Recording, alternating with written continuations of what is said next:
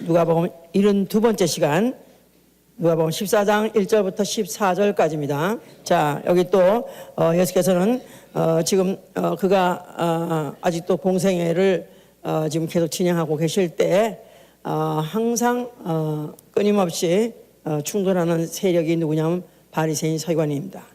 그들이 특별히 이제 여러 부분, 율법의 여러 부분에 대해서 항상 예수에 대해서 회의를 품고 또 의심을 품고 그와 반대되는 의견을 갖고 있기 때문에, 그래서 견해 차이로 인해서 이제 그 동안에도 여러 차례 의심스럽게 생각하고 기회만 있으면 어떻게 하면 예수를 송사할까, 어떻게 하면 예수를 이 유대 사회에서 없애버릴까, 제거해버릴까 하는 그런 마음을 갖고 있었는 차에 안식일이 됐다 이거야. 이제 안식일에 예수께서 바리새인의 한 두령의 집에 떡잡수로 들어가셨다 그 말이에요. 자, 그러니까 안식일에 바리새인 집, 이제 벌써 이제 여기 안식일하고로 인해서 바리새인하고는 항상 충돌이 일어나는데, 그 하필이면 또 거기 이제 그날 바리새인 집에 들어가신 거예요. 이제 그러니까 그들이 벌써 안식일 날 예수가 무슨 짓을 하는가 항상 신경이 과민하고 있었는데, 그날 또 마침 바리새니까 이제 들어오셨으니까 그들이 예수를 엿보더라 그랬었어요. 예수가 무슨 짓을 할 것인가 예의주시하더라 그 말이죠. 자, 그런데 마침 주의 앞에 고창병 든 한 사람이 있는지라 그랬었어요. 고창병이란 말은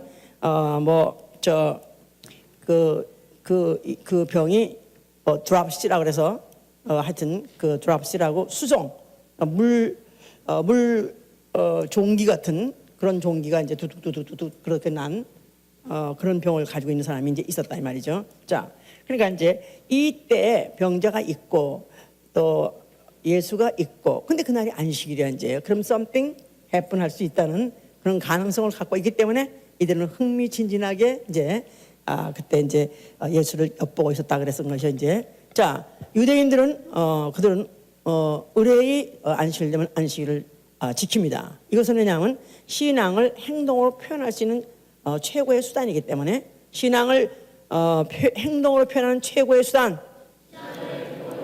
예, 안식일을 얼만큼 철저히 잘 지키느냐, 그것은 신앙을 마음에 있는 것이 아니라 행동으로 잘 표현할 수 있는 수단이기 때문에 그들은 그것을 아주 열심히 잘 지키려고 했던 중에 특별히 바리새인들은 그랬던 것이죠. 이제 그런데 예수 그리스도께서 그동안에 이제 소문을 듣거나 아니면 그동안에 보아온 사적으로 봤을 때 예수께서 안식일을 아주 범하시더라. 그래서 이제 예수는 아주 딱 인상이 바리새인들에게 찍히기를 안식을 범하는 자 이렇게 찍혀 있다 이 말이에요. 자, 그런데 예수께서는 오히려 그가 나는 안식일의 주인이라고 말했어요. 나는 안식일의 주인이니라. 자, 그래서 안식일의 주인이란 말은 안식일의 주인공, 안식일의 핵심이 바로 나다. 나아가서는 안식일을 오히려 제정하니 안식일을 있으라고 벽으로 주신 이가 바로 자기라. 이제 그런 뜻이라고 마가복음 2장 28절에 말씀하신 것이죠. 이제 자, 여기 지금 우리 지금 그 십계명을과 함께 이 안식일을 다시 한번 좀 생각해 보면은 1계명부터 4계명까지는 대신계명사, 하나님께 대한 계명이에요. 아시다시피 제1계명부터 4계명까지. 자, 여기는 대신계명. 자, 첫째는 뭐죠? 나 외 다른 신이 너에게 있게 하지 말라. 나 외 다른 신이 없다. 둘째, 우상을 만들어서 섬기지 말라. 거기 절하지 말라. 셋째, 하나님의 이름을 망령때 일컬지 말라. 네 번째, 안식일을 기억하여 거룩히 지키라. 그래서 요 네 계명은 1계명, 2계명, 3계명, 4계명 이렇게 차례를 두어서 차례를 뒀기 때문에 1계명이 제일 세고 2계명은 둘째 세고 3계명은 또 그 다음에 세고 4계명은 제일 마지막, 대신 계명 중에서 제일 마지막으로 센 계명이냐 이렇게 생각할 수 있는데 그렇지 않습니다.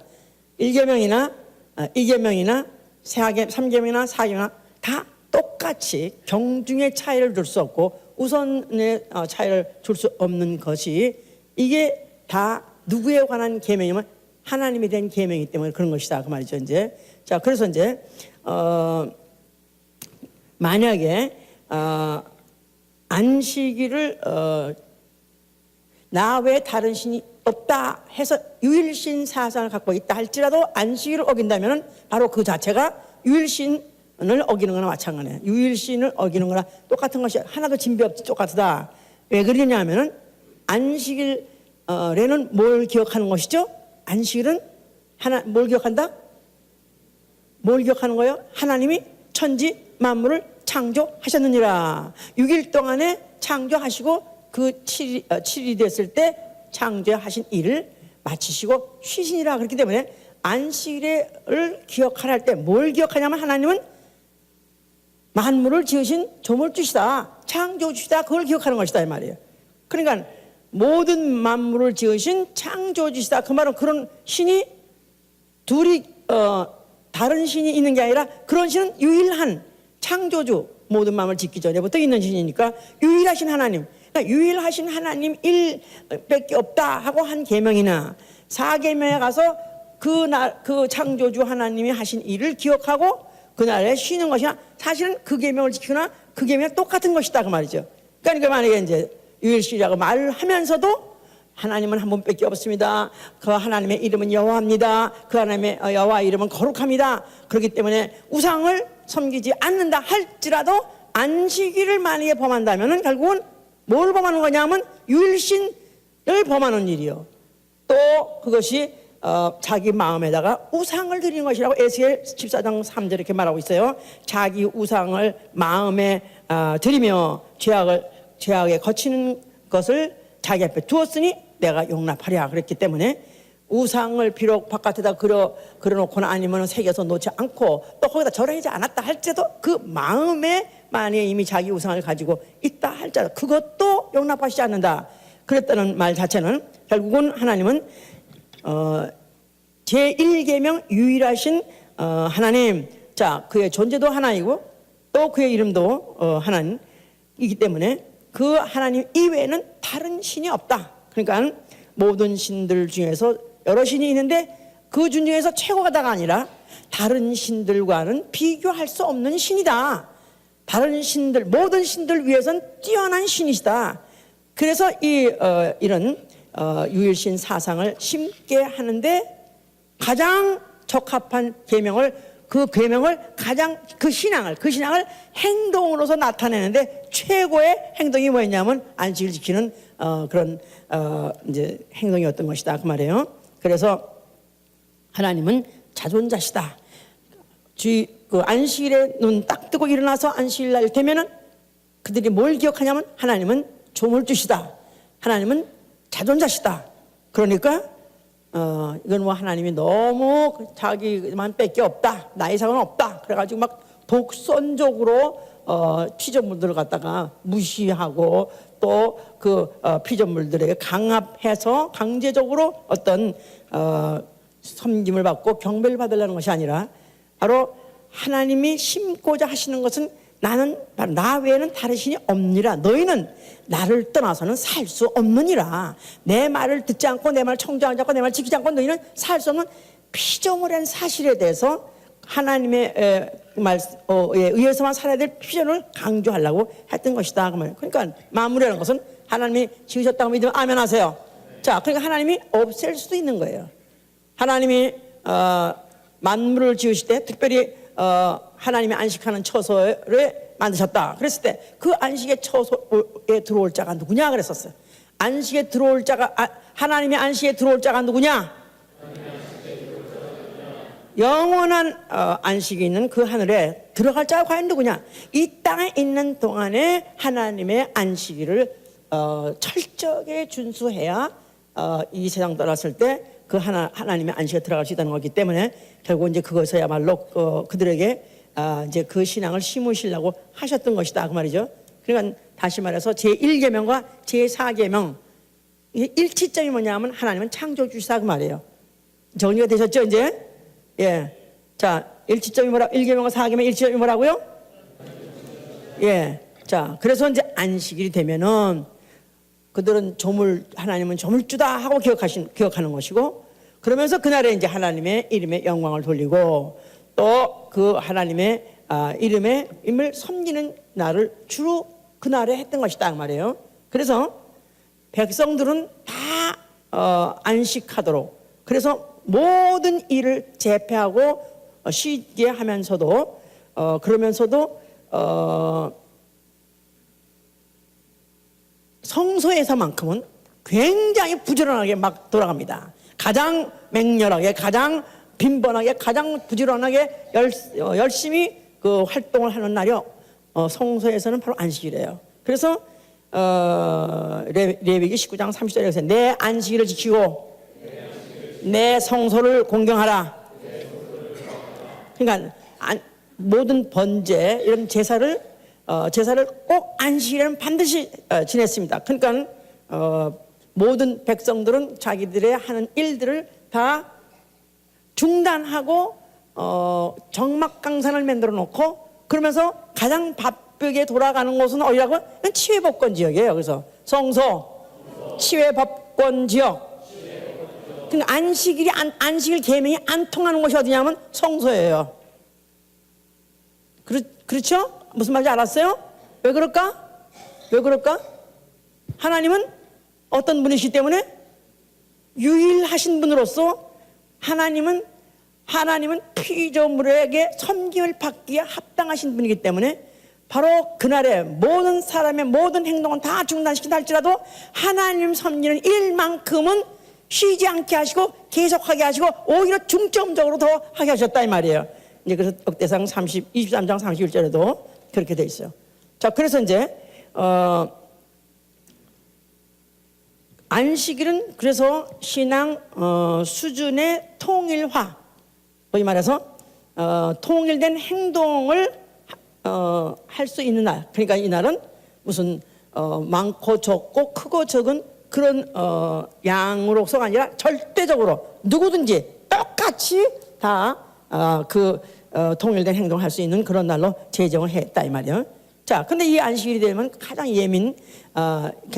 민감한, 안식일이 왜 민감한 사유로서 그렇게 중요하냐 하면, 안식일 범하게 되면 현장 직결 처분해버렸기 때문에 안식일 범한 자를 눈으로 목도하면 그냥 그대로 돌로 쳐 죽이고 그들을 직결 처분했기 때문에, 그래서 안식일에 많이 범하게 되면 그냥 죽임을 당하는 그런 법이었었기 때문에 그들한테는 실제적으로 굉장히 그것이 아주 피부적으로 굉장히 가까웠던 법이요, 또 굉장히 그들에게 그 법을 지키지 않으면 안 되는 그런 두려운 법이었던 것이죠. 이제 자, 이스라엘이 이런 그런 율법의 계명을 받고 있는 백성들인데, 그런데 이들이 이제 법을 받아가지고 또 그들이 그렇게 지키면서 살면서 어느 정도 또 그러면서 그들에게 어떤 나라적으로 또 무슨 그들에게 큰 어려움이 없고 큰 고통이 없고 그런 어떤 그런 어떤 어려움이 없을 때가 되면 또 이들이 근성이 올라와서 목이 곧은 백성이 됨으로 인해서 하나님 계명을 감히 막 이제 어기기 시작했어요.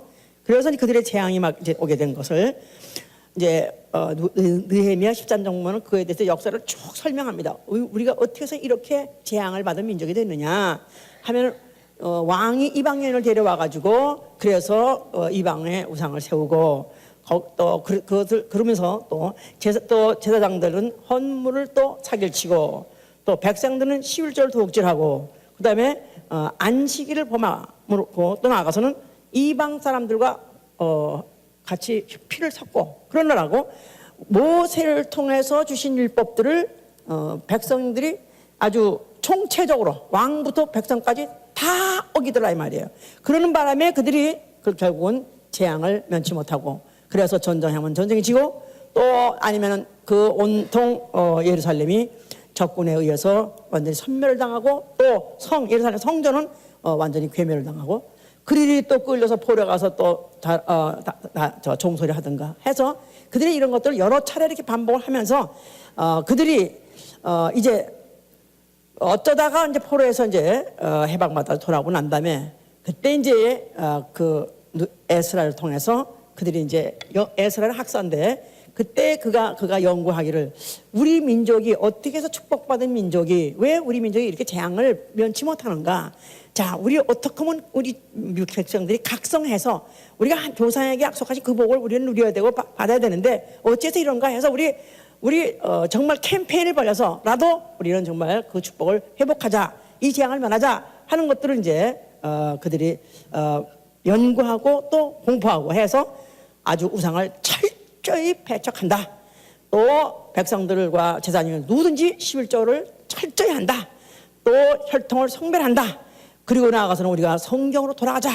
성경 구체적으로 한 말씀 한 말씀 우리가 다 모세가 이제 전한 말씀을 다 우리가 다시 한번 또 그들이 막 낭독하고 막 그래서 백성들이 또 그 말씀을 낭독한 말씀을 듣고 통곡을 하고 울고 우리가 이렇게 조상을 통해서 엄청난 계명과 계시와 축복의 말씀 받았는데 뭐 우리가 어쩌다가 이렇게 이제 이렇게 타락한 백성이 됐는가, 저주받은 백성이 됐는가 해서 그들이 아주 성경 돌아가기를 결심했습니다. 나아가서 그때 가장 아주 절실하게 그들이 지키라고 작성한 것이 안식일 준수 문제다 이 말이야. 안식일 준수.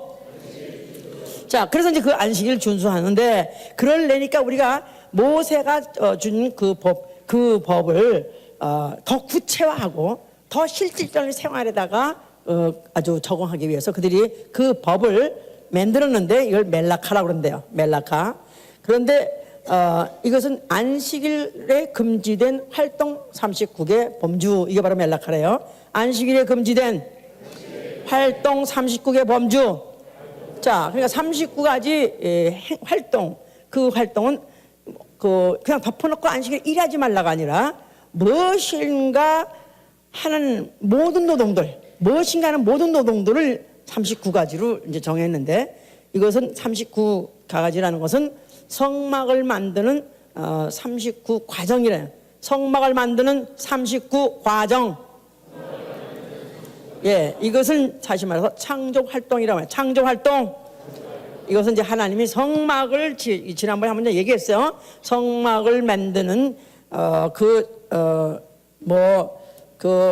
건축이라든가 또 그 건축 자료를 만드는 과정이라든가 또 제사를 드린다든가 하는데 들어가는 모든 그 과정이 39가지인데 이것을 하나님의 성전을 위해서 하는 일, 하나님을 위해서 하는 일. 그래서 이걸 창조활동이라고 이름을 지어서 멜라카라고 그러는데요. 자, 그러면서 이제 이것을 어떻게든지 금해야 될 텐데 이렇게 이걸 금하려는데 이 금하는 것은 이제 소위 말해서 율법의 울타리라고 그래서 모세를 통해서 주신 계명보다 더 강화한 거 이걸 율법의 울타리란 말이에요. 율법의 울타리. 율법을 안 범하려면 율법을 바깥에 울타리를 쳐야 된다. 울타리에서 걸려 넘어가서 아예 율법은 범하지 못하게 해야 된다. 그래서 확대 해석해서 그렇게 지키게 한 것이 바로 멜라카라고 그래요. 그러니까 이것은 뭐냐면 금령을 위반하게 할 소지가 있는 활동들. 그러니까 원래 모세를 통해서 안식일에 하지 못하도록 한 금령을 범할 수 있는 소지가 있는 활동까지도 금한 거예요. 가능성 있는 활동까지도 금한 거고 또 안식일에 지정되지 아니한 것들을 사용하는 것들, 안식일에 해도 되는 것 이상은 아예 안 하는 것, 또 금지된 활동이 허용된다고 생각하게 한 할 만한 활동들, 금지된 활동이 허용된다고 생각하게 할 만한 활동들, 하여튼 그래서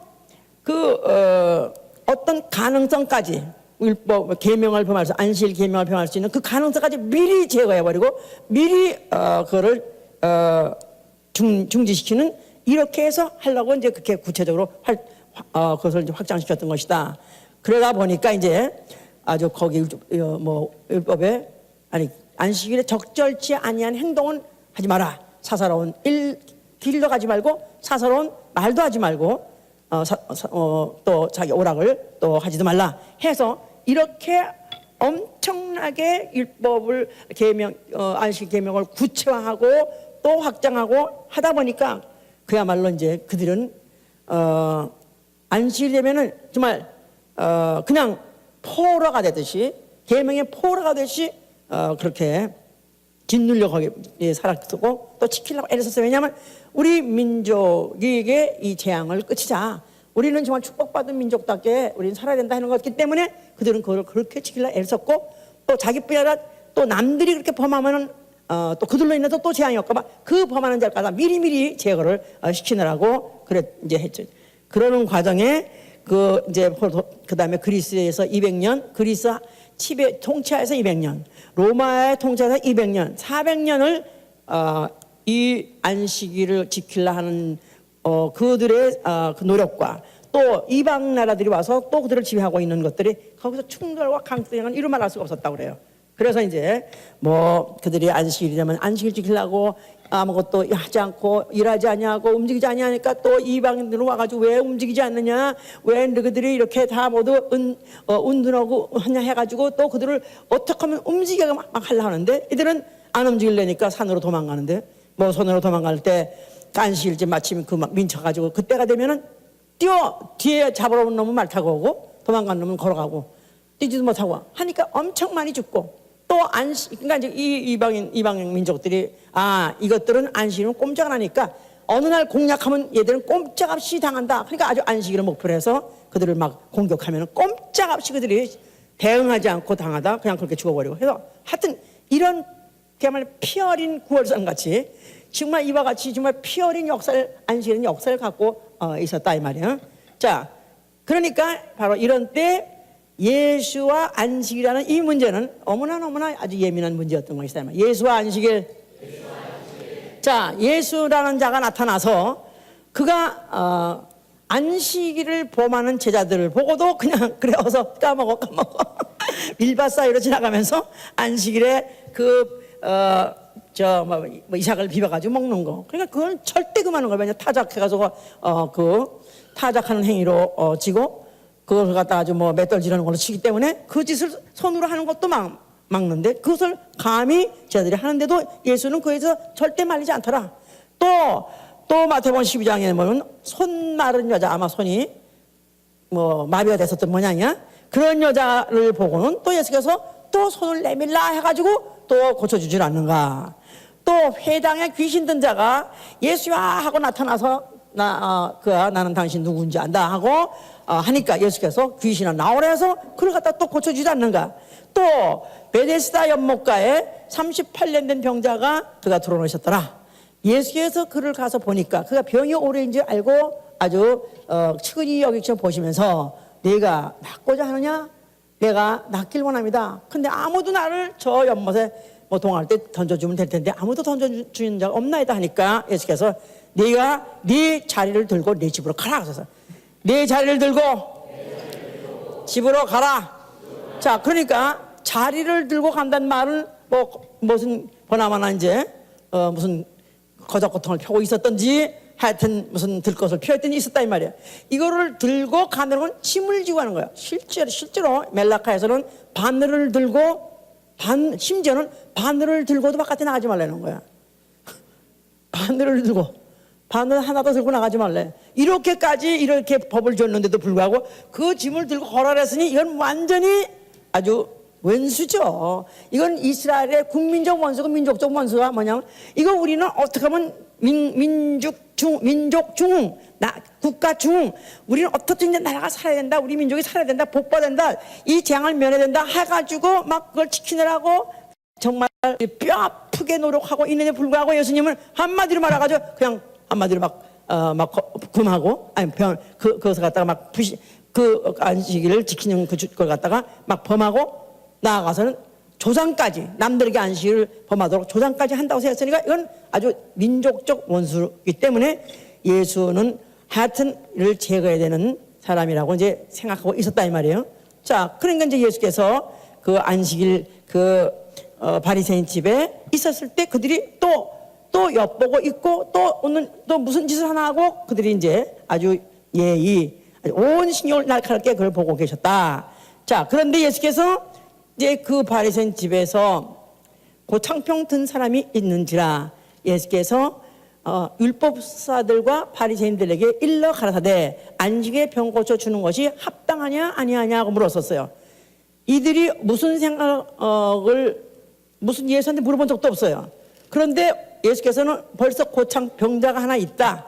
이들 바리새인 벌써 뭐가 생각나요? 그러니까 세 개가 해보세요. 안식일, 바리새인, 병든 자, 예수. 이건 아주 한 레벨에 아주 세트로 패키지로 되어 있기 때문에 벌써 예수께서는 이들이 뭐를 생각하고 알고 있기 때문에 그들은 아무 말도 안 하고 있었는데 그들에게 물어가로되 안식일에 병고주 주는 것이 합당하냐 아니하냐고 물었어요.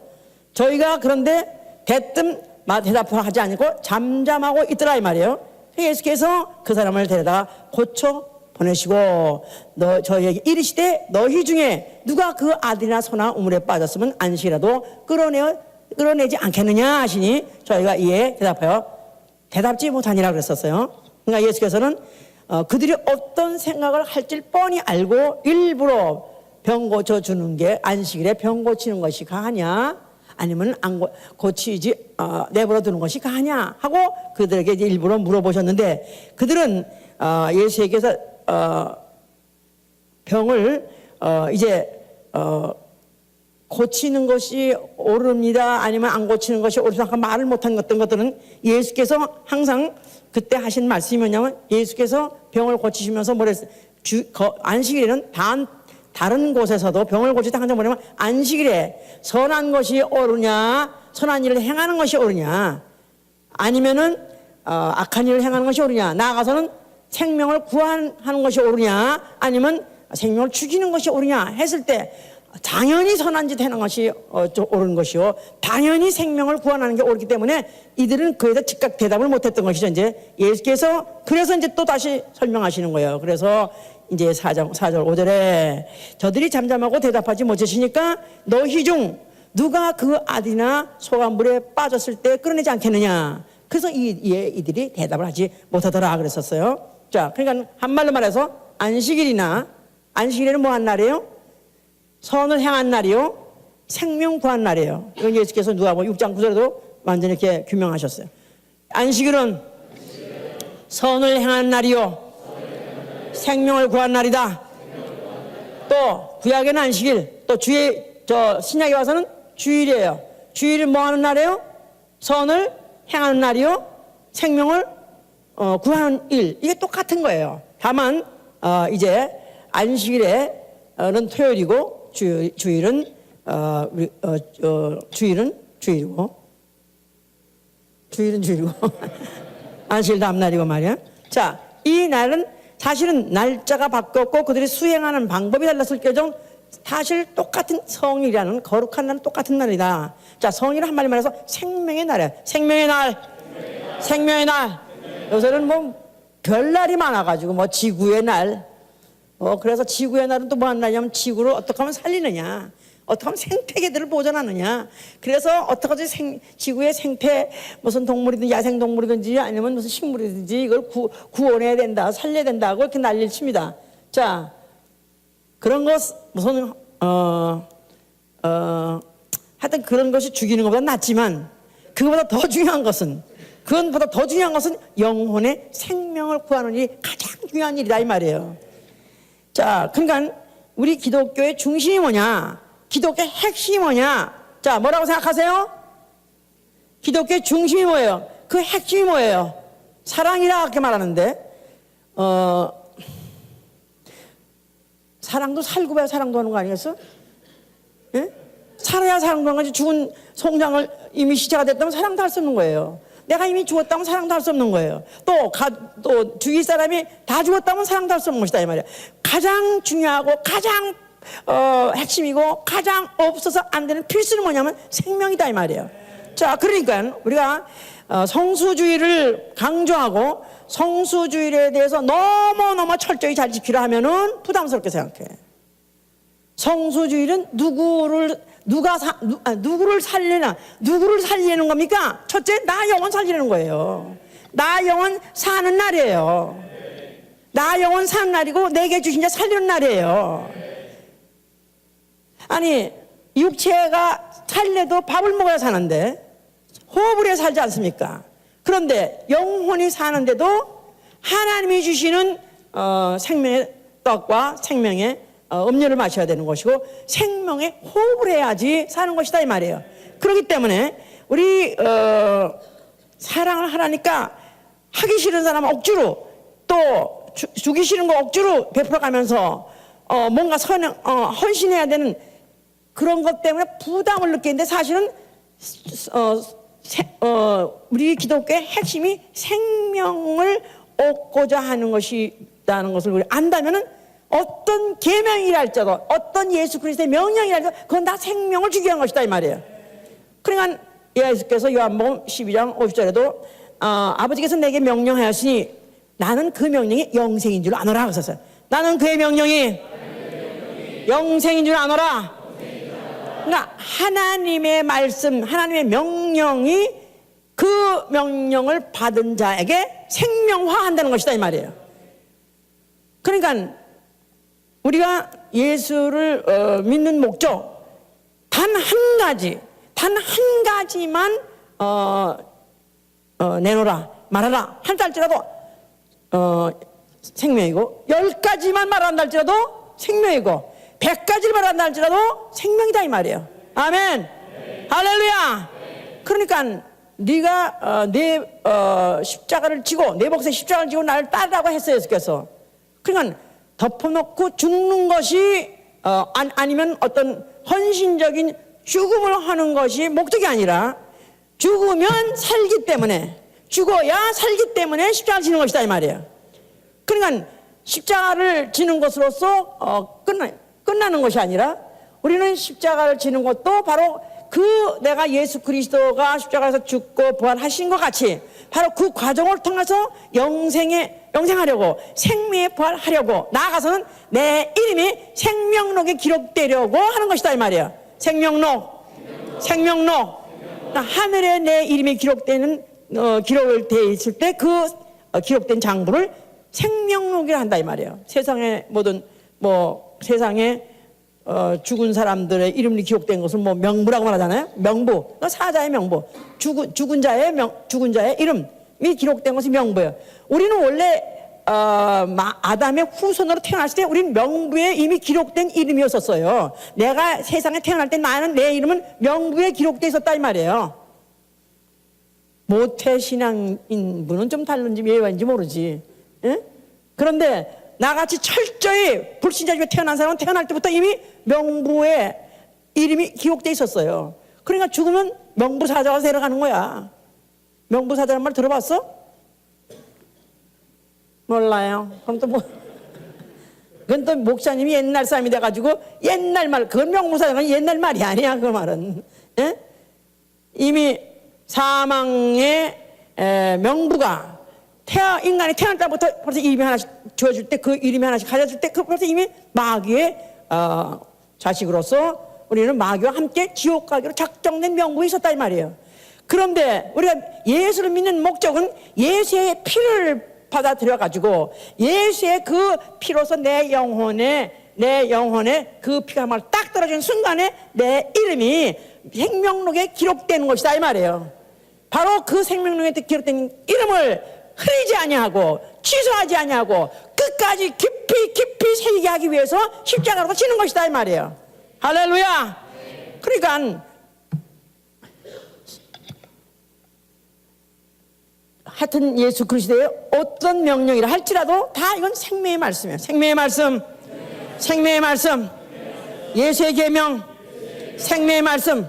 아니 하다못해 모세의 계명을 줘도 그것도 생명을 보장했거늘. 물론 육체의 생명이지만 육체의 생명을 보장했어요. 그런데 예수의 명령에 순종하는 것은 영혼의 생명을 보장하는 것이다 이 말이에요. 그러니까 무슨 이래나 저래나 죽을 거니까 하여튼 한 번 죽을 때 좀 멋있게 죽자 해서 십자가 지는 것이 아니라 바로 십자가를 지더라도 이게 바로 생명에 이르는 길이요. 가장 보장된 길이기 때문에 그래서 그거를 사모하는 가운데 지는 것이다. 그런데도 불구하고 뭔가는 아직도 그런 걸 부담스럽게 생각한다. 자, 물론 계명은 다 부담스러운 거예요. 그렇죠? 계명은 부담스럽다. 왜? 명령이기 때문에. 안 하고 싶은 걸 하려니까. 무릎을 꿇으려니까. 사지를 꺾으려니까. 안 하고 싶은 것을 하려니까. 또 하고 싶은 것을 또 못하게 하니까. 그러니까 부담스럽다 이 말이에요. 그렇지만은 바로 이것이 생명이라고 생각한다면 이건 무거운 것이 아니라 이건 가벼운 것이다 이 말이에요. 할렐루야. 제가 그래서 저는 요새 저 자꾸 말하는데 나는 내가 너무 강압적으로 이거를 하랜다. 너무 강압적으로 명령적으로 한다. 그래서 교주소리를 들어요, 제가. 하여튼 하나님께서 교주인지 아닌지 아시니까 만약에 내가 교주면 나는 지옥 가는 거고 내가 교주 아니면 나는 할렐루야야. 하면 할렐루야. 어떻게 다 이런 아름다운 또 명칭을 얻었는지. 예? 이단은 또 전 또 약과야 또 교주까지. 교주는 더 이단보다 더 세니까. 왜냐면 이단은 많지만 교주는 하나니까. 야, 아마 이단 중에 가장 3단인지 하여튼 그렇겠는가. 근데 사실 나는요, 예수 그리스도의 명령에 순종을 하려는 것은 예수의 말씀이 내 말이 영이요 생명이 했기 때문에, 그 말씀에 복종심은 바로 그 복종하는 순간에 생명으로 바뀌기 때문에, 생명의 세포가 늘어나기 때문에, 결안에 정충란이 있는 결안, 다시 말해서 수컷과 암컷이 교배돼서 난 결안 안에는 피 한 방울 있잖아요. 근데 그 피 한 방울이 예수가 피를 영접할 때, 우리가 예수의 피를 영접할 때 내 영에 피 한 방울 딱 떨어지는데 그게 바로 예수의 피. 그 피로 내 죄가 정결케 되고 죄사함을 받고 생명 한 방울 얻는 것이다 이 말이에요. 그런데 그 말씀을 순종함으로써 먹으면 세포가 증식된다 이 말이에요. 그래서 그 안에 뼈도 생기고 털도 생기고 부리도 생기고 날개도 생겨가지고 그 껍질만 딱 떼면 병아리가 다 날아간다 이 말이야. 그걸 하기 위해서 예수 그리스도의 명령에 순종하라. 그 말씀 무슨 명령이든지 순종하라. 왜? 생명이기 때문에. 아멘. 자, 그런데 사실은 이런 말씀을 자발적으로 순종해서 얼마나 좋겠어요. 그런데 아직도 왜 순종이 어렵고 왜 순종이 하려면 부담스럽고 그것을 왜 거부하느냐 하면은 생명인지 모르기 때문에 그런 것이다 이 말이에요. 말로 관념적으로는 관념적으로는 지식적으로는 생명으로 되어 있어요. 근데 실제로 내 영이 정말로 생명으로 실체로 느끼냐면 그렇지 않아서 그런 것이다 이 말이에요. 저는 그렇습니다. 그래서 그냥 오히려 명령 없고 계명 없는 설교를 듣는 것보다는 차라리 십자가를 지고 죽어라. 차라리 깡통을 쳐서 다 버려라. 다 있는 거 없는 거 다 내려놔라. 아예 그런 설교를 해주고 그런 말씀 주면 난 더 좋겠어요. 그런 사람이 있다면 난 지금도 어디든지 찾아가겠어요 또. 예? 왜냐하면 나는 죽어도 나는 내 안에 생명이 있어야 되고, 나는 죽어서 반드시 내 이름은 생명을 있는 바로 그곳에는 가야 되기 때문에. 아멘 할렐루야. 네. 자, 그래서 정말 세상에 다 부담스럽다 할지라도 생명만큼 부담스럽지 말아야 돼요. 세상에 모든 것이 다 부담스럽더라도 이 병자가 병이 들면요 너무너무 힘이 들어가지고 정말 숟가락 하나 들기도 힘들다 그러잖아요. 옛날에 젊을 때 숟가락이 있는지 없는지 모르고 그냥 막 내 손이 움직여지 숟가락을 무게를 느끼나요? 근데 진짜 병자가 되면 숟가락도 못 들 정도로 그렇게 무겁다 그래요. 그러니까 벌써 이미 이 생명이 빈약한 사람은 생명에 대한 의욕이 없고 생명에 대한 갈망이 없고 생명에 대한 소망이 없는 사람한테는 아니 아무것도 아닌 명령조차도 이것도 부담스럽게 느낀다 이 말이에요. 그러나 정말 왕성한 사람, 생명력이 왕성한 사람한테는 뭐 숟가락 지게 차라도 괜찮으니까 지게 차라도 밥을 퍼서라도 먹여만 준다면 그것도 부담스럽지 않으니까.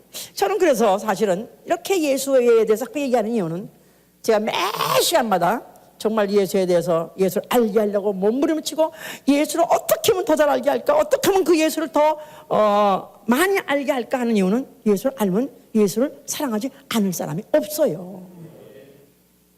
예수를 알면 알수록 아유 정말 알면 알수록 난 참 이상하게 사람은 알면 알수록 다 지루하고 지겹고 그래요. 사람을 알면 알수록 야 별거 아니구나. 그냥 혼자 아주 이렇게 저기 멀리 서 있을 때는 멋있는 것 같더니 가까이 앉아서 1시간 얘기하고 2시간 얘기하고 더군다나 결혼해서 같이 살다 보면 별거 아니네 그냥. 그러면서 나 그래서 늙어서 부부가 같이 늦게까지 아주 죽을 때까지 사이가 좋으면서 존경하는 사람 보면 이거 보통 사람들 아니야. 어떻게 저렇게 서로 사랑하고 어떻게 저렇게 아니 예수 믿는 사람이 서로 사랑하면 알고 그건 당연히 사랑해야 되겠죠. 예수 안 믿는 사람끼리 서로 존경하고 서로 사랑되면 내가 생각할 때 이 사람들 정신병자라고 생각해. 아니 어떻게 꿈이 그렇게 없었으면 아니 어떻게 꿈이 없어서 이런 사람이 만족하고 거기 사랑하냐 이거야. 예? 근데 이제 예수를 믿고 나니까 예수 너무너무 내가 원하고 내가 그토록까지 바라고 내가 바로 그렇게까지 사랑하기를 원했던 사랑의 대상을 만났다 이거야. 그러니까 예수에 미쳐버리니까 그 다음에는 진짜 그가 뭐를 해라고 해도 나는 아멘 할렐루야. 한밤중에 일어나서 가서 저 얼음물을 깨고 가서 침례를 받아 한때도 아멘 하고 가서 침례를 받고 증거로 물을 한 그릇 받아도 하다가 주여 바로 이게 증거이로소이다. 이 냉수를 드시옵소서 하게도 아주 사랑하고 싶다 이거야. 사랑하고 싶다 이거야. 예수를 더 사랑 알면 알수록 예수와 같은 이가 없기 때문에 그 이상의 이가 없고 그 위에 그와 같은 이도 없고 그 이상의 이도 없고 영원부터 영원까지 그런 이는 그 한 분밖에 없다 이거야. 그러니까 그분을 사랑할 수밖에 없고 사랑한다 이거야. 더 사랑하기 위해서 그분을 보고 싶다 이거야. 그가 무슨 말을 해도 나는 무슨 말도 진짜 부담스럽지 않게 하고 그러다 보면 십자가도 질 것 같아요. 나는 그런 사람을 나와 우리 교회가 다 그런 사람 되기를 원해요. 시편 42편에도 잘 표현하고 있어요. 사슴이 시냇물을 찾기에 갈급함과 같이 나 영혼이 주를 찾기에 갈급하나이다. 내 영혼이 생존하시는 하나님을 갈망하나이다. 살아계신 예수를 갈망하나이다. 살아계신 주 예수와를 보기를 원하나이다. 시편 107편 9절에도 저가 사모하는 영혼을 만족케 하시고 줄인 영혼의 좋은 것을 채워주심이로다 그랬었어요.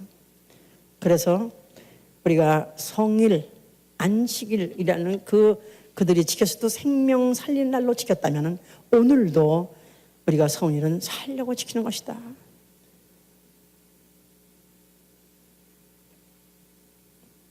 자, 그래서 나는 주의 날이라고 하는 그 주일에도 나 영혼이 그 살아서 생존하고 계신 그 주 예수 얼굴을 뵙기 위해서 사모하는 마음으로 기쁘고 즐겁게 달려가고 그리고 그와 함께 아침 이른 아침부터 저녁까지 같이 있기를 원해요. 잠드는 순간까지도 그 생각만 하고 그 말씀만 듣고 그 말씀에 심취해가지고 살기를 원해요. 이게 바로 주의 날이요. 바로 그럴 때 내 영혼의 생명이 충만해질 수 있고 내게 주신 영혼까지도 살릴 수 있다 이 말이에요.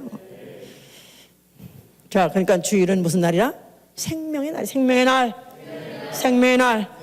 자, 그 다음에 여기 이제 7절부터 11절까지 보시면은 아까 이제 읽었죠? 청함을 받은 사람들의 상자 택함을 보시고 저에게 비유로 말씀하여 가라사대 내가 누구에게나 혼인잔치에 청함을 받았을 때 상자에 앉지 말라 그랬었어요. 상자라는 것은 이제 이런 식탁이 이렇게 장방형으로 되어 있는 식탁에 중에서 이쪽에 이제 상자 아니면 이쪽에 상자예요. 여기 앉으면 양쪽 사람들이 다 쫙 보이잖아요.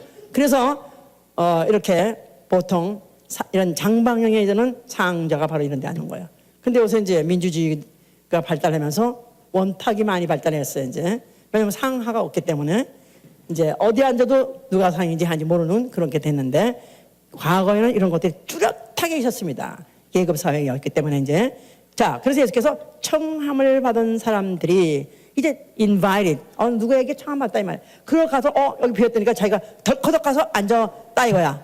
그런데 모든 사람이 다 보고 아유 오셨어요. 그래가지고 다 인사를 해서 보니까 자기가 뭐가 높아지고까지 해서 안녕하십니까 해가지고 다 자기가 대우받는 것 같이 이러고 있는데 어떤 사람이 왔는데 보니까 진짜 급수인상이 왔 거예요. 그러니까 아유 나리 오셨어요. 여기 비켜 여기 앉아 여기 앉으세요. 별로가 그래가지고 다시 이 밑에로 내려앉으면 네가 얼마나 부끄러워지겠느냐 이런 이제 말씀이에요. 그러니까 아예 들어갈 때부터 그냥 네가 제일 말세에 가서 앉아라. 그랬다가 사람들이 아이고 왜 여기 앉으셨어요? 이리 앉으시죠. 그랬을 때 그때 네가 영광 받지 않겠느냐. 어쩌면 이것은 하나의 삶의 지혜같이 말씀하셨죠. 사실은 뭐 우리가 지금 한 교훈적 의미로 생각할 때 자기 자신을 낮추면 언젠가는 하나님이 높이시리라, 이런 내 뜻에서 하나의 지혜이기도 하지만 사실은 이건 자기 자신을 말하는 거예요. 예수 자신을 말하는 거예요. 예수 자신은 그가 누구시냐면 이 만물을 지으시고 이 땅을 지으신 그 주인이에요. 그 주인이 자기 땅에 오셨다고 요한복음 1장 10절에 이렇게 말하고 있어. 예수 그리스도 자기 땅에 오심. 그럴 때 그는 자기 땅에 왔는데도 영접받지 못했고 영접한 지도 없었고 나아가서는 그러다 얼마나 박대인지 모릅니다. 얼마나 구박을 했는지 모릅니다. 얼마나 무시했는지 모릅니다.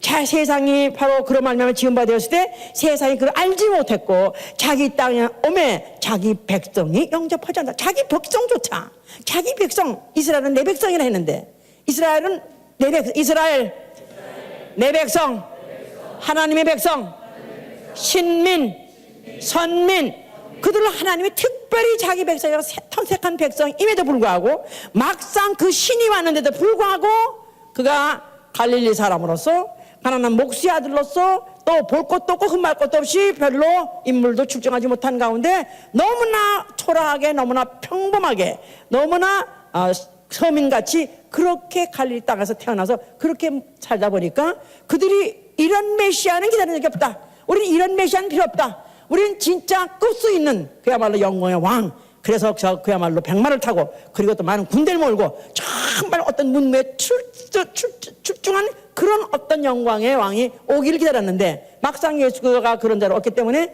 아예 종교의 지도자들 뭐 하여튼 그 당시에 있는 모든 그 종교 지도자들이 더 발을 벗고 예수를 박대한 것이죠 이제. 그래서 예수께서 마가복음 10장 38절에 그렇게 말씀하셨어요. 긴 옷을 입고 다니는 것과 시장 가서 문안받는 것과 회당의 상자와 잔치 상석을 원하는 서기관들을 삼가라 하셨어요. 회당의 상자, 잔치 상석을 원하는 서기관.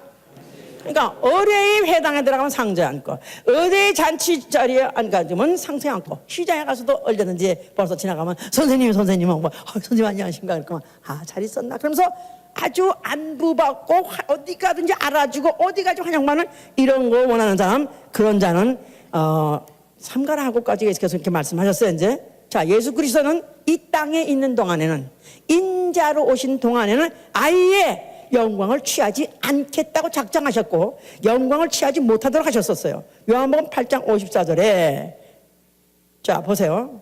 요한복음 8장 54절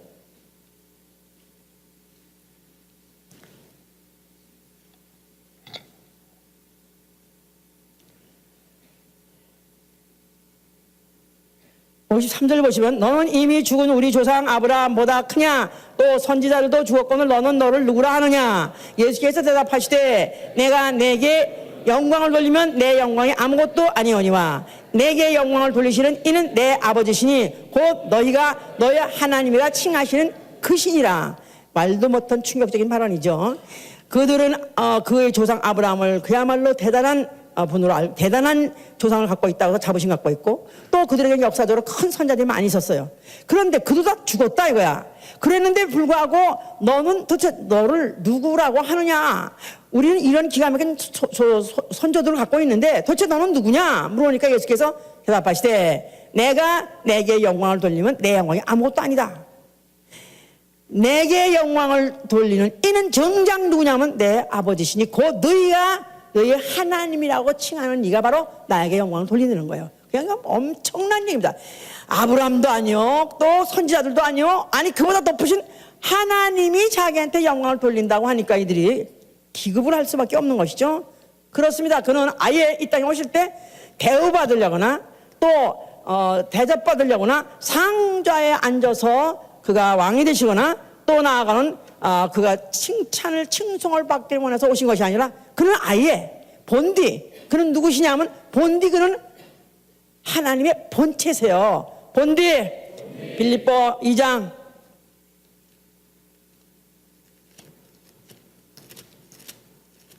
6절부터 수없이 읽습니다. 그런데 어느 순간에 똑같은 말에서도 안 들리다가 어느 때부터 들리기 시작할 때가 있어요. 요새 우리 교인들이 저한테 여러 사람이 들려요 그런 사람 많아요. 이제 막 들리기 시작했어요. 막 그래요. 자, 들리는 김에 막 들어보세요 이제 그럼.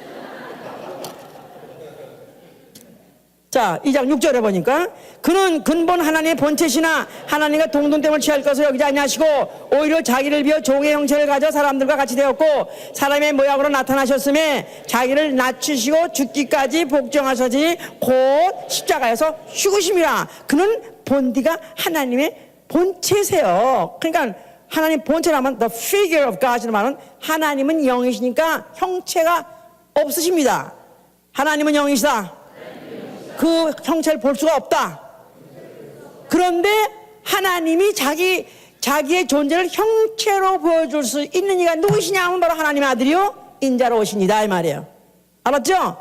그런데 그는 원래 하나님이시다 그 말이에요. 하나님 속에 계실 때 하나님이에요. 하나님의 속에서 바깥으로 나왔을 때 하나님 아들하고 사람으로 오셨기 때문에 인자라는 것이다 그 말이죠. 자, 그러니까 인자 자체가 사람과 동등이 됐으니까 인자는 피조물의 형상이니까 피조물 같이 됐으니까 낮아졌죠. 그런데다가 또 그러니까 동등됨을 위치할 것을 벌써 이미 포기하시고 자기를 비워 종의 형체를 가져 피조물과 같이 사람들과 같이 되었다. 사람의 모양으로 나타나셨다 하는 말은 벌써 이미 죽기로 작정하고 나타나셨다 그 말이에요. 그러면서 죽으시되 십자가에서 죽으셨다는 말은 자기를 낮추실 수 있는 최저점까지 최하까지 내려와서 자기를 낮추신 것이 바로 십자가에서 죽으심이었던 것이다. 그러니까 하나님 최고의 높으신 그 하나님이 사람으로 나왔던 것 자체도 낮은 데다가 거기다가 또 죽되 죄인같이 죽고 십자가에서 그 처절한 죽음을 죽은 그 죽음이야말로 하나님이 자기를 낮출 수 있는 최대점이다. 가장 낮췄다 이 말이야. 자, 하나님이 내버려 두지 아니하시고 그러니까 이름으로 하나님이 그를 지극히 높여 모든 이름에 뛰어난 이름을 주사. 할렐루야. 모든 이름에 뛰어난 이름. 무슨 이름? 예수아. 그 예수아라는 이름은 모든 이름 위에 뛰어난 이름. 모든 이름들은 다 사람이 지었어요. 그런데 영원부터 영원까지 누구에게 지음받지 아니한 하나님의 이름 예수아 이름을 아들에게 기업으로 주셨다 이 말이에요. 그러므로 하늘에 있는 자들과 땅에 있는 자들과 땅 아래에 있는 모든 자들이 바로 무릎을 예수의 이름에 꿇고 모든 입으로 예수 그리스도를 주라고 시인했던 것입니다. 예수아 모든 무릎을 꿇게 하는 이름, 모든 입이 주라고 시인하는 이름 예수라는 이름을 주었을 때 예수를 최고로 하나님이 높으셨다 그 말이에요. 그 이름을 최고로 높으셨어요. 그래서 바로 나는 내 아버지 나에게 영광 돌리시는 아버지시라는 거예요. 내게 영광 돌리시는 이는 너희가 너희 아버지라 말하는 너희 하나님이니라. 너희 하나님이 내게 영광 돌리셨다는 것입니다. 자, 이렇게 해서 예수 그리스도는 너희가 그렇기 때문에 이 땅에서 있는 동안에는 너희도 그렇게 상자를 앉으려 하지 말라. 소위 말해서 대우받으려 하지 말라. 그런 뜻으로 말씀하신 거예요. 그래서 아예 높은 좌석에 높은 자리에 그걸 바라지도 말고 또 그럴 것을 그런 경우가 있을 때도 피하라. 그저 너희는 낮추는 일만 하라. 그러면 앞으로 너희를 높일 때가 올 거다. 이런 말씀 하시면서 그 다음에 이제 12절 14절에는 다시 12절 14절에 보면은 또 자기를 청한 자에게 이르시되 내가 점심이나 저녁이나 베풀거든 벗이나 형제나 친척이나 부한 이웃을 청하지 말라. 두렵건대 그 사람들이 너를 도로 청하여 내게 가품이 될까 하라. 잔치를 말리 배설하거든 차라리 가난한 자 병신자 병신들과 전원 자들과 소용들을 청하라. 그리하면 저희가 갚을 것이 없는 거로 네게 복이 되리니 이는 의인들의 부활 시에 네가 가품을 받겠으다 그랬었어요. 자, 믿음은 뭐예요? 믿음은 히브리서 11장 6절에 뭐냐? 믿음은 그 하나님께 나아간 자에게 믿음이 없이는 하나님을 기쁘게 할 수 없나니 믿음은 하나님이 계신 것과 첫째 하나님의 존재를 믿는 것과 보이지 아니하나 하나님은 살아계시다. 첫째, 그걸 믿는 것이고, 둘째는 그를 찾는 자들에게 상 주시느니. 하나님 상 주시느니. 자, 그러니까 믿음이란 건 뭐냐면 하나님은 보상하시는 분이다 이 말이에요. 하나님은 반드시 말씀한 대로 행할 때 반드시 갚으시는 분이다. 이것을 심무시는 거다. 여기서 이제 자기를 청한 자에게 이제 말씀하시기를 점심이나 저녁이나 하여튼 네가 잔치를 배설해서 청할 때 벗이든지 또 아니면 가까운 형제든지 친척이든지 또한 부한 이웃을 청하지 말라. 그럼 그들이 보나마나 또 다시 오늘은 또 이 집에서 뭐 형님 내 손을 먹었으니 또 그 다음날은 또 아버님이 또 가만히 있을 수 있어? 얻어 먹었으니 그다음에 또 아버님이 또 잔치를 배설하고 또 오시라고 해서 먹었다 이 말이야. 그러니까 그래도 참 염치가 있네. 그러면서 공짜로 안 얻어먹고도 염치가 있네 해서 갚음을 받았다 이거야. 그러면 너는 상을 얻지 못한다. 차라리 네가 청해서 배설해서 대접했는데 아무것도 갚을 수 없는 사람은 그냥 아이고 잘 먹었습니다. 그냥 할 거 없어요. 그냥 축복을 해주시기 바란다. 하나님이야 이를 축복해서 bless you, 그냥 bless you, bless you 이러면 아무리 그지가 bless you 했더랄지라도 하나님 갚으신다는 거야. 에? 우리 옛날에 그냥 동령하는 사람들이 그냥 작년에 왔던 각설이 죽지도 않고 또 왔네 푸푸푸 하고 이제 하면은 그러면 또 이제 그냥 뭐 먹던 거 그냥 하여튼 그냥 찬밥이고 아니면 신밥이고 그냥 갖다 막 깡통에 집어넣으면 그걸 또 받아가지고 또 거지 가는 말이야. 복 받으시고 간다고. 아 집간님 뭔 복을 갚을 잘 지가 복 주고 있으면 깡통에 들고 다녀. 그런데 믿음 안에서는 하나님은 상 주시는 이시다. 그래서 오히려 갚을 게 없을 때 하나님 반드시 하나님이 갚으신다. 만약에 네가 대접했더니 그가 제 거도 그것도 갚아줬네? 그럼 하나님 갚을 거 없다는 거야. 그러니까 칭찬은 한 번만 받는다. 만약에 사람에게 받으면 너는 하나님께 못 받는다. 만약에 사람이 갚아주냐? 그럼 너는 하나님께 못 받는다. 그러니까 아예 갚을 거 없는 사람에게 갚으라는 거예요. 그러니까 그냥 그럼 어떡하나? 그러면 이제는 거지만 찾아다니나? 이제 물론 그래서 이제 가난한 이웃에 대해서 가난한 형제에 대해서 우리가 이제 그렇게 하는 것이 물론 그 갚음을 받는 것이 되겠죠 이제. 자, 그래서 특별히 이 말은 누구에 대해서 말하는 거냐? 사실은 메시지는 그렇지만은 누구에 대해서 말하면 예수 자신을 대해서 말하는 거예요. 예수 자신은 갚을 것이 없는 분이에요. 오늘 또 이 동산에서 주무시고 오늘은 또 저쪽 광야가 주무시고 그래가지고 그분은 인자는 머리 들 곳이 없다. 그래서 예수 그리스도는 한 번도 자기 집에 누굴 초청하거나 또 무슨 배설하거나 잔치를 벌려본 적이 없고 누구한테 대접을 해본 적이 없어요. 그냥 그분은 대접만 받고 가셨어요. 물론 호의호식하지 않았다 할지라도 그가 공생의 3년 동안에 대접만 받고 사셨어요. 그가 아무것도 갚지 않았다 할지라도 내가 다시 아버지 집에 가서 아버지 짓고 다시 와서 너를 갖다 내 잔치 자리에 너를 초청하려는 것이다 이 말이에요. 할렐루야. 자, 그러니까 그리스도인은 이 땅에 있는 동안에 칭찬을 기대하지 말라 이 말이에요. 우리 목사님은 그냥 뭘 잘했어도 열심히 했어도 칭찬한 법이 없어. 그래서 그거 가지고 앵두 먹고 시험 들고 뻗지 먹고 하지 말라 이거야. 앵두 먹고 앵들어주고 뻗지 먹고 뻗들어주고 그러지 말라 이거야. 그냥 물론 사실은 이제 좀 더 많이 지가 그렇다고 어떤 때는 이제 그걸 수고해서 그러기도 하지만 어떤 때는 정신 없어서 뽑을 때 알았어 이렇게 너 그러면 자기는 열심히 준비하고 열심히 그냥 막 생각하고 신경 써서 했는데 그냥 한간에 보니까 저럴 수가 있나 그러지 모르지만 비록 정신없는 목사가 못 갚아도 나는 또 그냥 웬만하면 그 자리에서 붙잡고 기도를 안 해요. 난 그게 그게 나는 그게 너무 그게 싫어. 그런 게 개면 좁고 그거 그냥 어떤 때는 물론 정말 어떤 때는 성령의 감동을 해서 그런 대접을 받게 되는 그 자리에 붙잡고 또 기도도 했는데 웬만하면 그냥 고마워 그러지 사실 그렇게 잘 안 하는데 그냥 목사님은 축복 기도에 인색하다고 그러시는 분이 있을런지 모르겠어요. 그런데 나는 하나님이 갚으시는 걸 알아요. 하나님이 갚아도 저야말로 진실하게 정직하게 확실하게 분명히 영원히 갚을 걸 알기 때문에 사실 이런 것들은 우리가 하는 것은 다만 약간의 위로를 주는 거죠. 약간의 그 마음을 알아주는 거지. 사실은 이 땅에서는 칭찬도 기대할 거 없고 이 땅에서는 보상도 기대하지 말고 하늘에 가서 받으시라 그 말이에요. 자, 그러니까 칭찬이나 영광은 한 번밖에 안 받는 건데 자, 과연 어디서 받을 거냐? 어디서 받을 겁니까?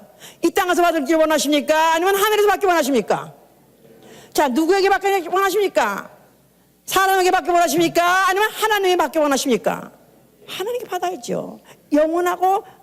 그래서 이제 마태복음 10장 42절은 제자의 이름으로 소자 중 하나에게 냉수 한 그릇 주는 자, 내가 진실로 그 사람에게 말하노니 그 사람은 결단코 상을 잃지 아니하라 썼어요. 소자 중 하나에게 냉수 한 그릇 주는 자, 제자의 이름으로 소자 중 하나에게 냉수 한 그릇 주는 자에게. 자, 그러니까 선지자로 알고 선지자를 대접하면 선지자의 상을 받을 것이요, 제자로 알고 제자를 대접하면 제자의 상을 받으리라 그랬었어요. 그러니까 결단코 어떻든 간에 예수의 이름으로 드리는 것은 상을 잃지 않습니다. 하늘에서 받습니다. 영원히 받습니다. 할렐루야. 잠언서 19장 17절에는 가난한 자를에게를 불쌍히 여기는 것은 하나님께 꾸이는 것이어서 하나님께 꾸어주는 것이다.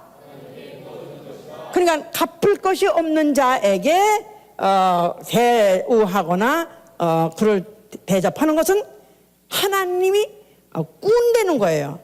하나님이 꾸시고 하나님이 크레딧이 좋다고 생각하세요? 아니면 하나님 믿어도 되나 안 되나 의심할 대상입니까? 하나님은 반드시 오죽하면 꾼다고 말했겠어요. 아니, 하나님이 돈이 없어 꿉니까? 하나님이 뭘 못해서 꿉니까? 꾸운다는 말은 그만큼 내가 부담감을 느끼겠다 그 말이에요. 내가 그걸 갚을 걸 나는 부담감을 갖고 갚겠다 그런 뜻입니다. 그렇기 때문에 우리는 바로 신앙생활이라는 것을 우리가 하면서 나는 대우받을 것을 포기하고 어떻게 하면은 나는 무보수로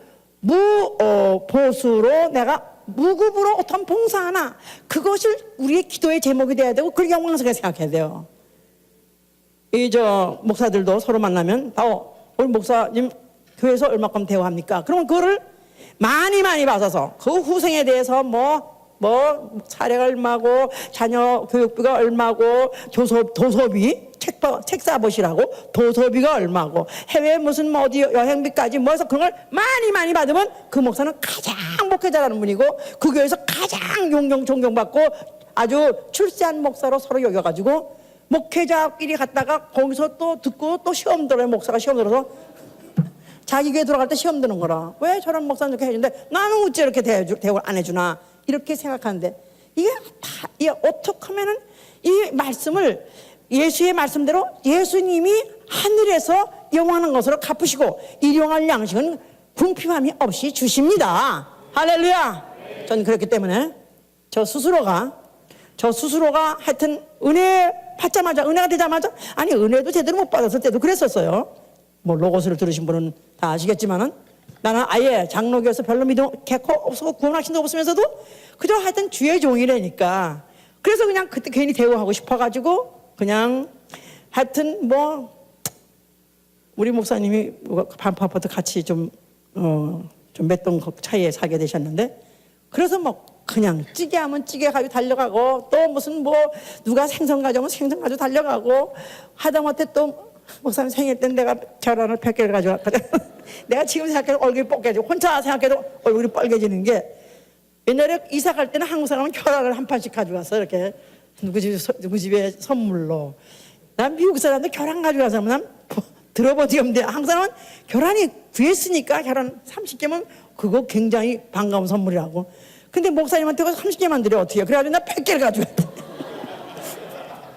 세 판에다 또 10개 또 따로 올려가지고 그걸 가져왔어. 근데 목사님 안 계셔서 이제 베란다에 놓고 왔는데 그 후에 들으니까 목사님은 혈압이 높으셔서 계란을 안 잡수신대. 야, 지금도 생각하면 이 목이 화끈화끈하게 너무 창피해. 어떻게 무식하게 그렇게 했을까? 그런데 하여튼 뭔가 드리고 싶은 거라. 그때 우리 남편 무슨 가구 회사에 다녔을 때 그냥 가구가 신제품 나왔다 그러면 그냥 하나씩 갖다 드려가지고 그 집은 보르네오 전시장이 돼버렸어. 하여튼 전도사님 오시면 또 전도사님 또 오셨다고 또 점심 또 맛있게 해서 드리고, 아파트에 오셨으니까 또 목욕하고 가시라고 또 목욕도 뜨겁게 해서, 그럼 목사 또 거기 또 우리 전도사님하고 또 같이 따라다니는 분 한 분이 있어. 와서 딱 졸기만 하는 권찰님 있어. 그분하고 둘이 목욕하고 나서 얼굴 벌게 올라오면 또 머리 또 내가 또 구리고 말아줘가지고 머리도 다 해지고 또 가실 때는 차 택시 타고 가라고 또 각자 또 돈 드리고. 하간에 나는 그렇게 뭘 주기를 대접하기를 좋아했었고, 이건 우리 어머니부터 우리 집에 올 때, 우리 집 철학은 뭐냐면, 우리 집에 온 사람은 빈 입으로 보내면 안 된다, 빈손으로 보내면 안 된다. 이게 아주 그냥 베껴가지고 누구든지 이렇게 이제 했었어요.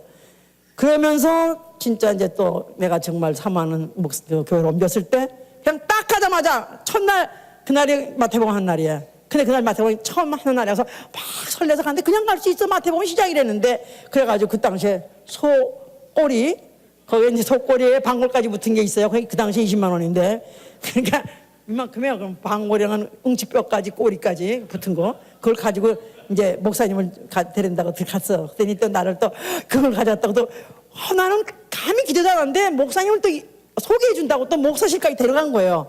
그래서 목사님한테 가서 이게 여기 강의사라는 사람인데요, 이 사람이 목사님 꼬리를 가져왔어요. 그래서 갖다 드니까 목사님이 그야말로 푸짐하게 축복이 있으려다가 막 기도를 해줘가지고 너무 황공하게 그렇게 했는데, 그 이후로도 나는 하여튼 우리 무슨 전도사님이고 부목사님이고 하여튼 간에 어떤 때는 하여튼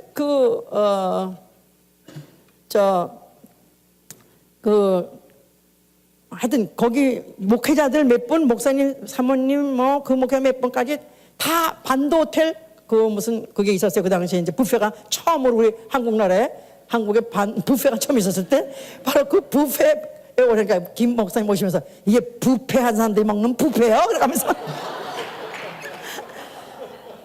그렇게 잘 섬겼어요. 그렇게 막 했는데, 그렇게 하다 보니까 참 하나님이 어쩌면 그렇게 하나님이 나를 오늘날도 어쩌면 그렇게 먹이시는지, 예? 저는 시장을 일치 안 갑니다. 그런데 떨어질만 하면 누가 딱 놓고 가던가. 하여튼 그래서 또 천사가 왔다 갔구나, 엘리야에게 또 먹을 거 갖다 놓지, 그런 식으로 하고. 그랬기 때문에 저는 이걸 너무나 내가 알고 내가 너무나도 체험했기 때문에 김 목사가 어릴 때 그 고등학교 때 고학을 하고 또 대학교 때 대학원을 그렇게 다 고학으로 마쳤는데 단 교회에서 1불도 안 줬습니다. 얼마든지 그 반주하기 때문에 명분에 줄 수 있음에도 불구하고 1불 한 푼 안 줬습니다. 어떤 때는 무슨 전화가 끊겼니, 무슨 가스가 없어서 올 수가 없느니 하는, 그렇게 또 아파트 무슨 렌트가 밀렸니 했었어도 그때 줄 수도 있었는데 나는 꾹 참고 안 준 것은 어떻게든지 하나님이 갚으시는 걸 체험해야 되니까, 저가 심었더니 하나님께 드렸더니 시간을 드리고 재주를 드리고 모든 걸 드렸더니 하나님이 갚으시다는 걸 체험하게 했기 때문에, 그래서 제가 참았는데 결국은 지금 정말 굶어 죽을 수 있는 권리를 박탈당했어요. 이제는 굶어 죽을 가능성이 전혀 없어요. 근데 제가 이제 교회에 이렇게 오늘날까지 오면서 이제 교회 교회 식구들 중에서 어려움을 당한 식구들, 그럴 때 제가 어떤 때는 800불을 갖다 주기도 하고 몇백 불짜리를 사다 주기도 하고, 시장을 또 200불 받아가 또 들고 가다 주고, 또 집이 쫓겨날 때는 우리 집에 와서 자기도 하고, 그렇게 2달이나 먹고 파먹고 한 사람도 있고 그렇습니다. 사랑이 없는 거 아니야, 알았지? 내가 전혀 없는 거 아니에요? 전혀 없는 거 아니야. 근데요, 지가 될 수 있으면 안 하려고 합니다. 처음 안 하려고, 아주 그야말로 리스트, 그냥 최고 마지막 수단에 하려고 안 하려고 그러면, 해보니까 그런 사람 자꾸 안 나간 사람 없어. 다 나갔어요. 다 나갔어. 우리 집에 와서 네 식구가 와서 자가지고 우리 집 이불을 다 찢어버린 애들이 있어. 애들이 발을 차가지고 다 찢어버려. 다 나갔습니다. 그래서 이제는 내가 안 주고 싶어서 안 죽는 게 아니라 안 주려고 애를 써요. 어떻게든지 교회는 정말 어떻게든지 주님이 갚으실 거니까 주님에게 대접하는 것이고 주님에게 내가 드리는 것이고, 정말 그를 위해서 보이는 교회에다가, 아니면 보이는 제자에다가, 주님의 제자에다가 만약에 그런 마음으로 드린다면 하나님이 갚으십니다. 정말 그래서 우리가 신앙생활 할 때 우리는 이 땅에서 칭찬을 받거나 이 땅에서 대우받을 걸 포기하시고 하늘에 가서 영원한 것으로, 아니 갚을만한 할 것도 없고요, 금세 최소한도 일용할 양식은 보장하십니다. 살아계신 하나님을 믿으실 예수로 축원합니다. 그가 살아계신 것과 그의 존재와 그가 상 주시는 이를 믿을지니라 그랬어요. 할렐루야. 자, 기도합시다. 자, 뭐를 원하십니까? 자, 예수복음교회 부담스럽게 다니시면서 뭐를 원하십니까?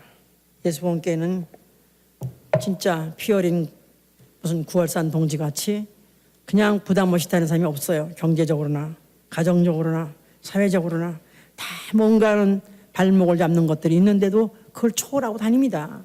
과연 뭐를 원하십니까? 과연 내가 무엇을 얻기를 원해서 다니십니까?